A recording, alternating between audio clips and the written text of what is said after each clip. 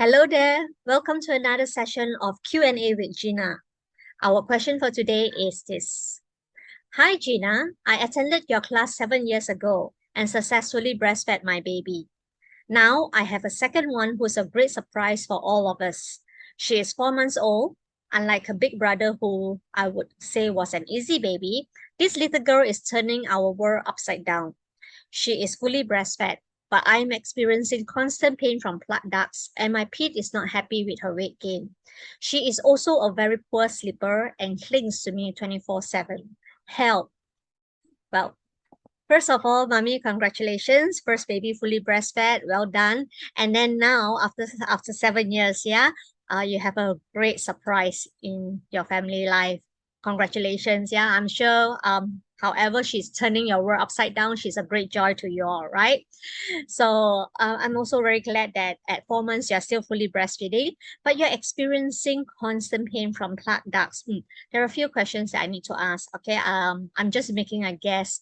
Why are you constantly experiencing plugged ducts and your pit is not really happy with the weight gain? There's a lot of question marks everywhere that I can't fully answer you without knowing the actual details. I'll throw out a few suggestions or a few possibilities. Okay, it may apply to you, it may not apply to you. I'm just throwing out the possibilities. So for those of you who are listening, who is having specific difficulty or specific challenges, you would most likely need a personalized breastfeeding consultation.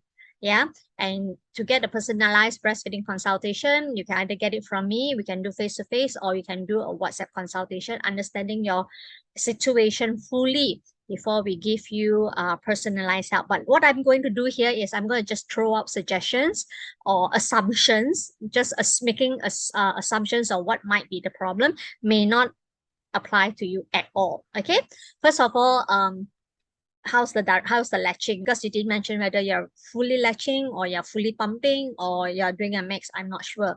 But then sometimes I'll just assume, first assumption is you're latching, all right? And you still get a lot of plugged ducts and still the doctor is not very happy with the weight gain. One of the things I will look into is how effective is the baby's latch.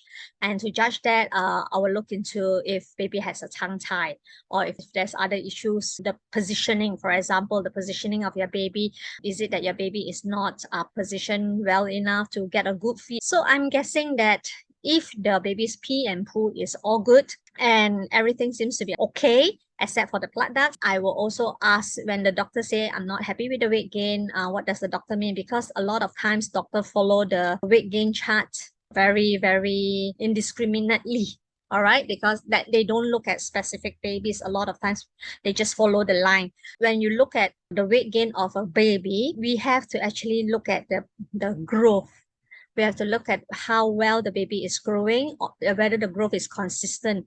And if your baby is actually a very low birth weight baby, you cannot compare your baby to a heavier baby at birth. As long as your baby is growing along the percentile line, even if it's the lowest percentile line, actually your baby is doing okay. As long as it's growing along the percentile line, a little bit higher, a little bit lower is still fine. But if your baby is like dropping in percentiles line, then we might be a little bit concerned. Or sometimes even if your baby jumps up percentile line, that it can also be a concern. Putting on weight too quickly or not putting on weight needs to be assessed. Okay, and the assessment is not just based on the weight chart. You have to look at a lot of other things, not just the weight chart. Okay, now coming back to your situation of your plugged ducts, if you are fully breastfeeding and you're still consistently getting plugged ducts, then yes, positioning, less latching should be looked into. Okay, but let's say you're pumping, and this happens to a lot of mummies who are even a mixture of direct latching and pumping, and especially those who are fully pumping, because especially when you're pumping, you have to understand that your breast pump is not as effective as your baby's latching. And sometimes when you're focusing on pumping or you're relying a lot on pumping, you tend to actually not remove as much milk. The breast pump is just not as effective, and therefore you end up getting plugged ducts. Another thing that causes plugged duct is perhaps your clothes are too tight. Yeah, your clothes, your bra is too tight, and therefore you constantly get plugged duct. Another reason for blood duct, especially if you have blood ducts on the underside of your breast, yeah, is possibly that you're not wearing a bra, you're not wearing good enough support. So therefore, your heavy breast fluid, heavy milk is dragging down on your breast and therefore causing the underneath of your breast to be plugged. There's a possibility as well. And then sometimes blood duct can just be caused by an injury. Yeah, maybe you hit yourself against something and you didn't realize it, and then you got bruised, and then that particular spot get injured, and therefore causes a blood duct. Unfortunately, mummies who get blood duct, they are more at risk of getting recurrent blood ducts. So you do need to try to take care of yourself. And the best way to handle blood ducts is actually to breastfeed on demand, to breastfeed consistently, and do not time your feeding. You know, like a lot of people do 5 minutes on one side and 10 minutes the other side.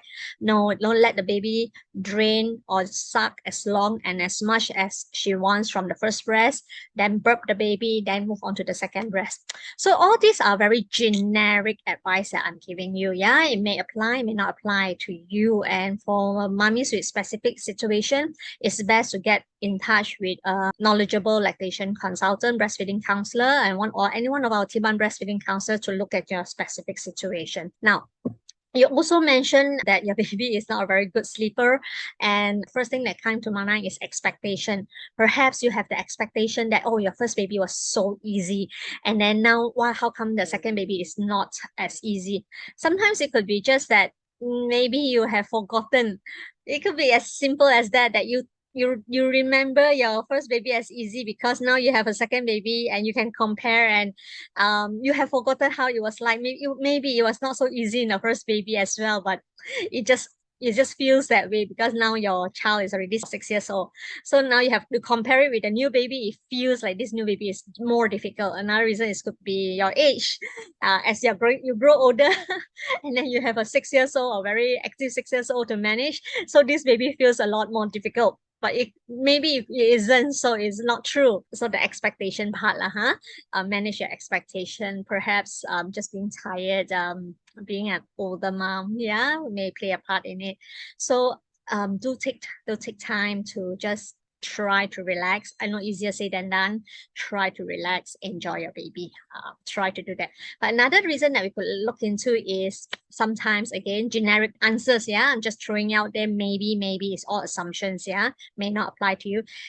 Sometimes you have to also check the baby again for tongue tie, issue called tongue tie, which can cause the baby to be poor sleepers.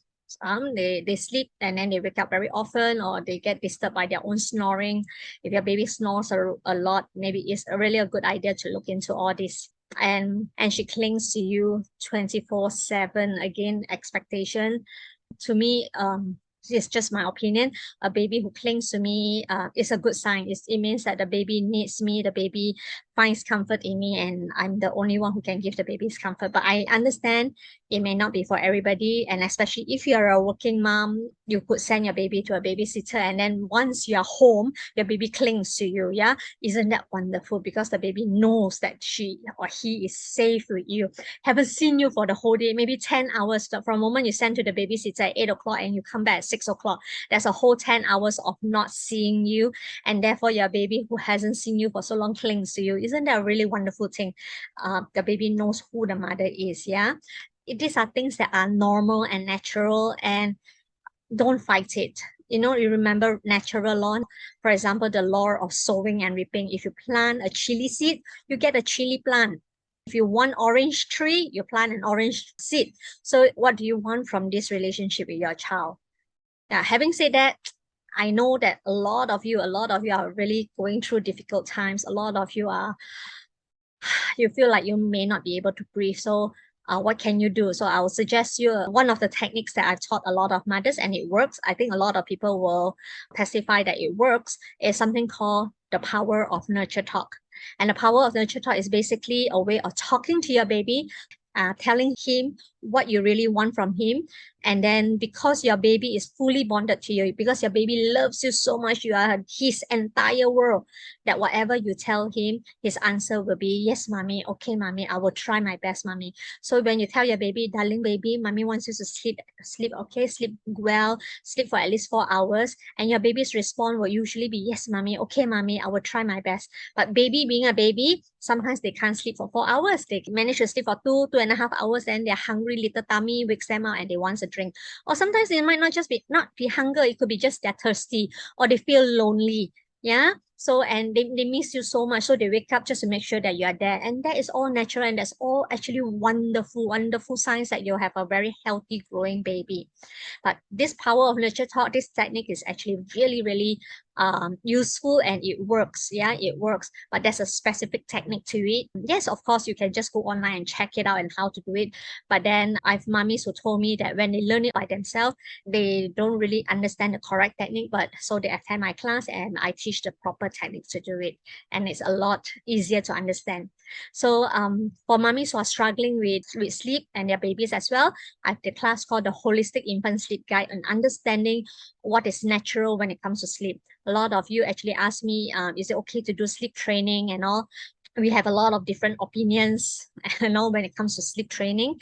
And I can only suggest to you what I think, yeah, what I think and what I know through the biological norm of a growing child. So do consider taking up my classes, the Power of Nurture Talk and the Holistic Infant Sleep Guide. Just investigate it, see whether it's for you. Perhaps it will be very helpful. Yes. Thank you so much. To the next time. Bye-bye.